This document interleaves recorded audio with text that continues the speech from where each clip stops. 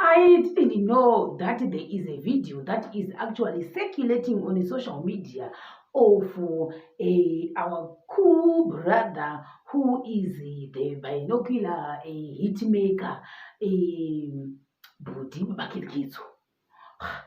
Ikati ko Budi Babakeketso vaita sei? Vapurisa chimwe chibwere. Nokutomboaona mavideo angu vachimbobuda vachita kuti vari kurekodha kumastudio akasiyana-siyana. Ndozvando vachiita.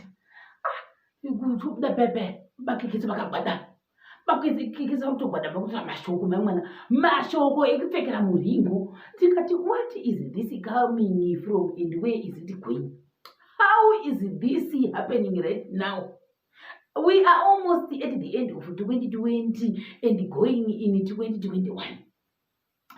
Let me put a disclaimer. I am not so sure if this video was purposely made for a song video or video song or shooting video. I have no idea.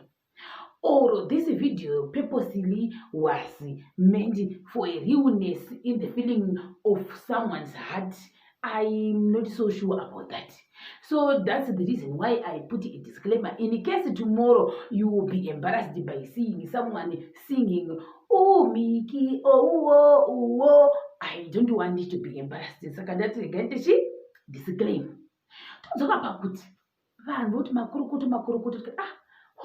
Haizi kuti ivo vanenge vazviona kuti makurukota kadero asi kugwadama kwaita Budi Babakeketso ndokwaita kuti vanhu vati makurukuto nakweneniwo ndikazviona sadanza kuti iyi muringo uri kuiswa mukati mechigumwe ichi ndewe video shooting here kana kuti ndewekuti vanhu vachiwanana kana kuti idhirama uri skit aswasiyo kuti Babakeketso anoita maskitska saka anything can happen asi wapuwa maruva zvake ndobva vadiva mbundirana kuti wapuwa mbundo vanhu vanoda mumbundo vedu mumbundo wakangonaka zvavo. You feel safe and secured inside the mumbundo. Who will give you if you don't have someone? You cannot give the mumbundo to the air. You cannot give the mumbundo to these walls. You can't give the mumbundo to yourself. You need somebody to mumbundo you.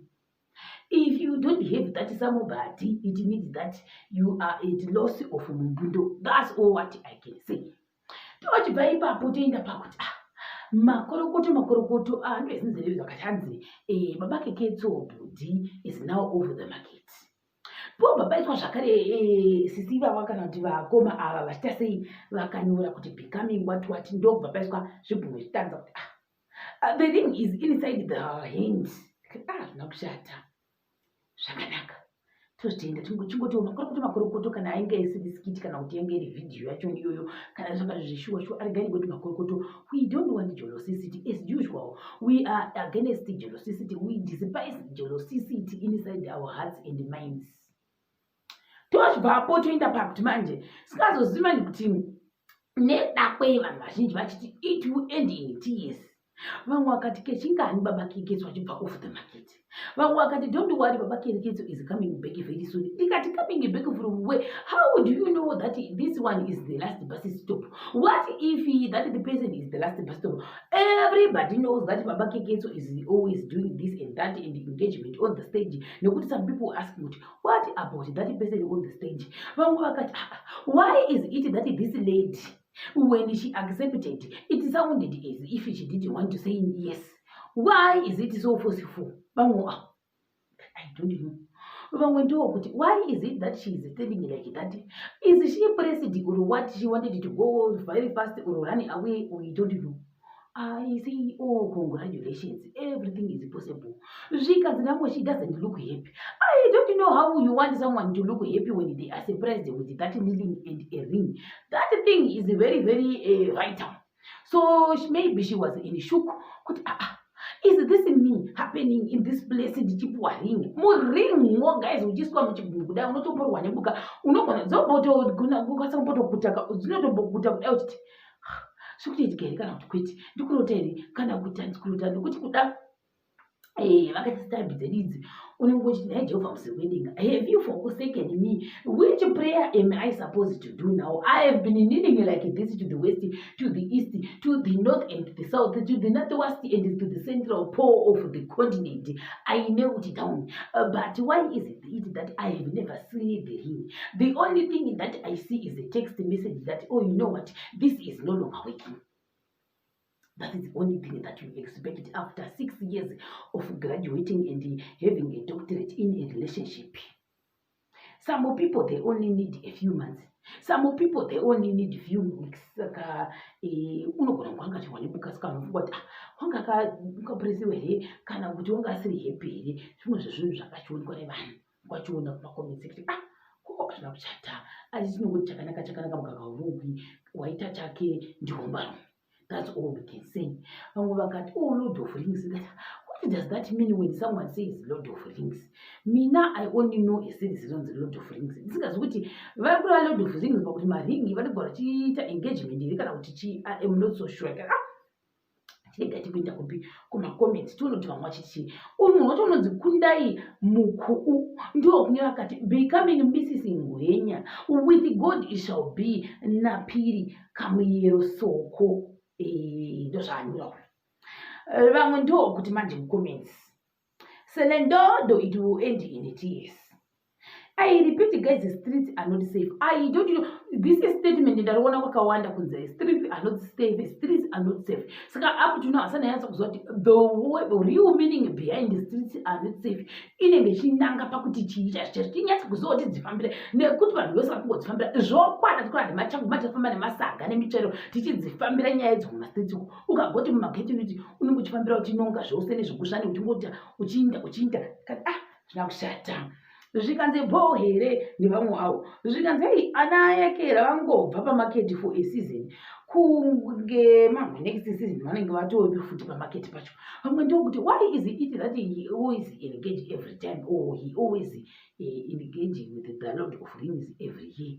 Vamwe vadero mina I only know this one nemwoya hazvizozi kuti vamwe varipo here futi vakapinda neiro riri ringi zvikanzi choedza baba kegetso dzakapenga vamwe avo and wacho atoti for real because anga asiri kubhilivhawo kuti ndofunga musikana kuda uchabvuma here handizoti kuti for you comment section here kana for you kuti musikana wati yes I want to get married or I want to be on your heart for the forever and forever in me.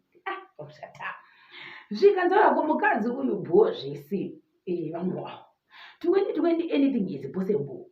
Anobva pamaketi kechingariko ndivamwe zvikanzi chintaurira it will end in tears vamwe avo ndiye akaoma aitoti 3 months kunge 2 months ago he saying binocular for karo kunge kare nameno mastreets ane zvikara zvokwadi vamwe avo zvikanzi he has a new fiance every year congrats though.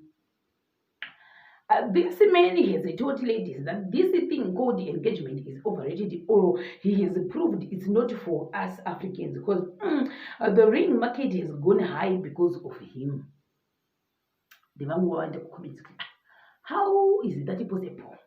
The word new fiance are just too much for me. I can't do you have to put it this way, guys. Vamwe zvikanzi kuti vanyanza kunzwisa cause vangaita confusion.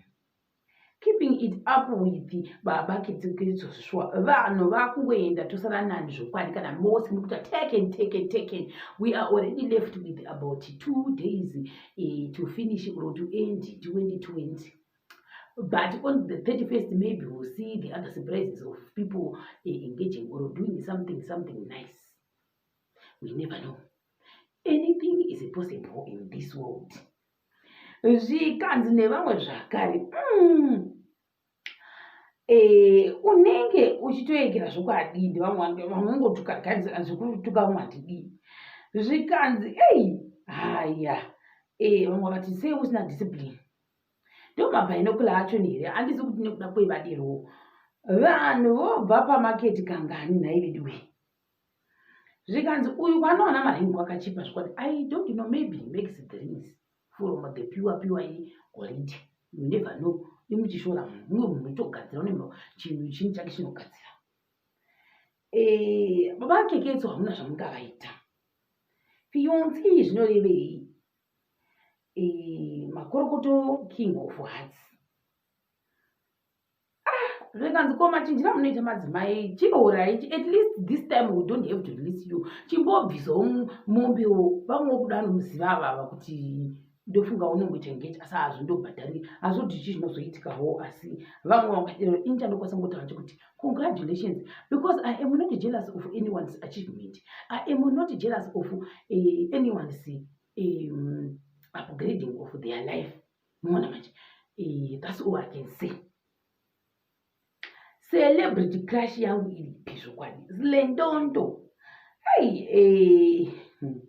Ndo zvimwe zvakawanda pamusoro pemastatements aya neapa panga kambira papari pataura ungati kuna musikana asinyatsokuratidza kufara nekumira kwake akakurosa makumbo akadai zvake akaisa maruva ake padumbu nekuti pamwe proposal pamwe yaitikwa panzvimbo kuti wanga pamusoro petaura ndikati what matters is pure love maybe kuda wanga achitorya akasvikirwa nomukomana wake uchitorya kana magrapes kana mauyu kana masau chaiwo muona manje kana magwide kuda wanga achirya magwavha you never know nguva ine nguva yemichero kana mengo chaidzo kuda ndo dzanga achirya muona manje saka kuda wasvikirwa akatochila akarova lazy in the afternoon isinoiti lazy in the afternoon unosikafunga kuti uchashanyigwa musi uyoyo ungosunga watoshanyigwa paya munhu watouya nechi ringi yekuisa mumaoko otodzi will you 2020 before it ends I want to propose to you.